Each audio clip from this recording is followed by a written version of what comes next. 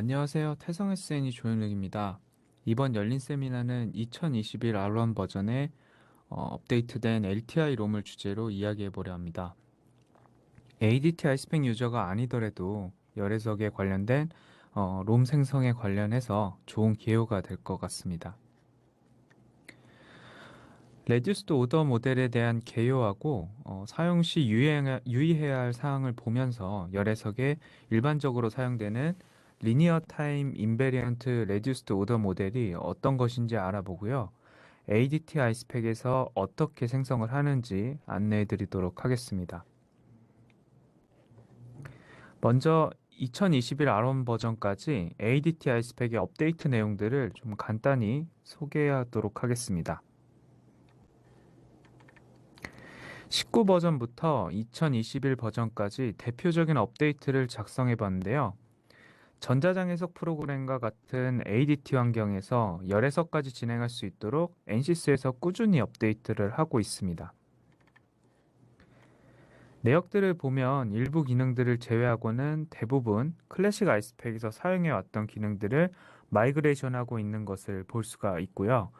두 프로그램 모두 아이스펙하고 동일하기 때문에 사용 환경만 좀 다른 것이라고 보면 될 것 같습니다. ADT 아이스펙의 장점과 개인적인 생각으로는 2019 R2 버전부터는 실무에 사용하기 적합한 수준이 되었다고 느꼈습니다.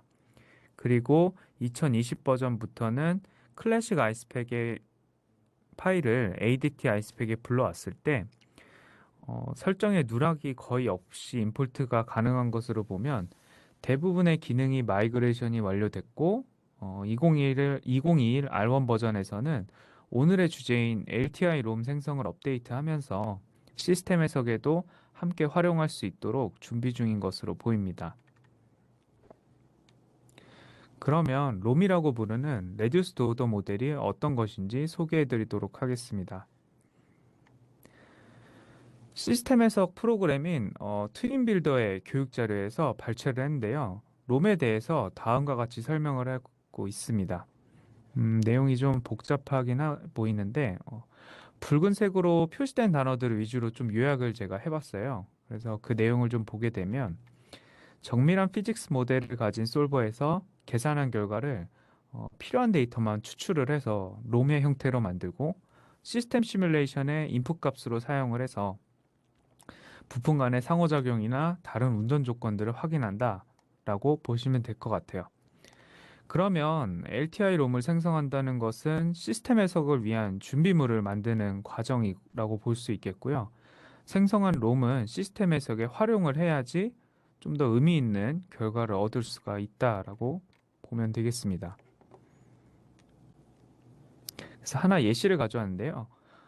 이 내용을 보게 되면 둘의 관계를 조금 더 이해를 할 수가 있을 것 같습니다. 컴포넌트 아날리시스가 ADT 아이스펙이라고 보시면 돼요. 그래서 보시는 바와 같이 단품의 결과이고 풀 데이터를 가지고 있는 방대한 양의 해석 결과입니다.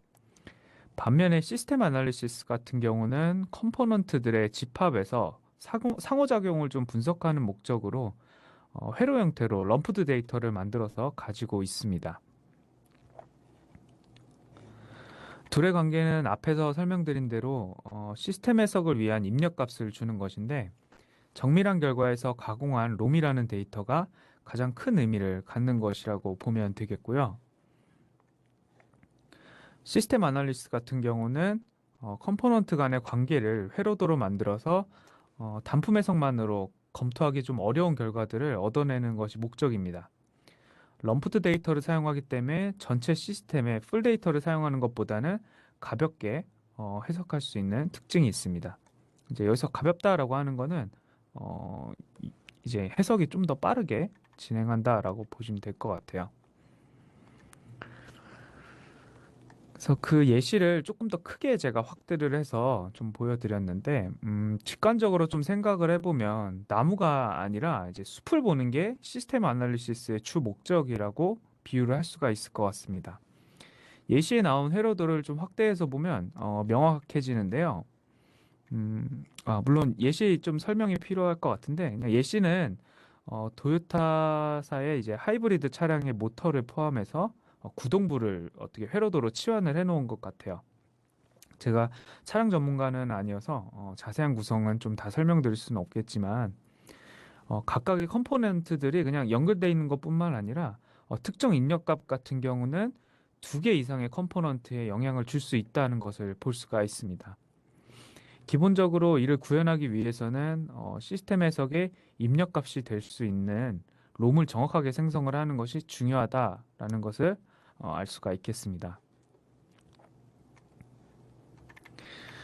이런 롬들 같은 경우는 NCS의 다양한 물리계에서 생성을 할 수가 있는데요. 그 중에 아이스팩 같은 경우는 열 해석 결과를 롬으로 생성하는데 생성을 하게 됩니다. 그리고 이제 제한점이 하나가 있는데 그 제한점은 리니어하다라는 내용인데요. 이 부분은 좀 뒤에서 제가 설명을 드리도록 할게요. 그래서 그 열애석에서 사용하는 그 리니어한 롬 같은 경우는 보통 LTI 롬이라고 부르게 되고요. 그리고 열애석뿐만 아니라 구조해석 그리고 뭐 전자기장 해석에서도 사용할 수 있는 롬이라고 볼 수 있겠습니다. 그래서 그중에서 여기 표시한 바와 같이 아이스팩 같은 경우에서 그러니까 일렉트로닉 쿨링이죠. 일렉트로닉 쿨링에서 LTI 롬을 생성을 할 수 있다라는 걸 볼 수가 있겠습니다. 그래서 LTI 롬 같은 경우는 롬의 일종의 종류 중에 하나예요. 그래서 이거를 생성하는 방법은 또 다양한 방법들이 있는데 그 중에서 아이스팩 같은 경우는 스테이트 스페이스 모델이라는 방식으로 LTI 모델을 생성을 할 수가 있습니다. 이게 어떤 방식인지 좀 설명을 하면 굉장히 좋을 것 같긴 한데요. 근데 이런 부분에 있어서는 ADT 아이스팩에서 자동으로 설정을 해서 LTI 롬을 생성할 수 있도록 도와줍니다. 그래서 오히려 조금 저희가 더 주목해야 될 것은 뒷부분에서 LTI 롬 생성 시 유의사항을 보면서 롬을 올바르게 정확한 결과를 만들어내는 것에 관심을 가지는 것이 조금 더 중요할 것 같습니다.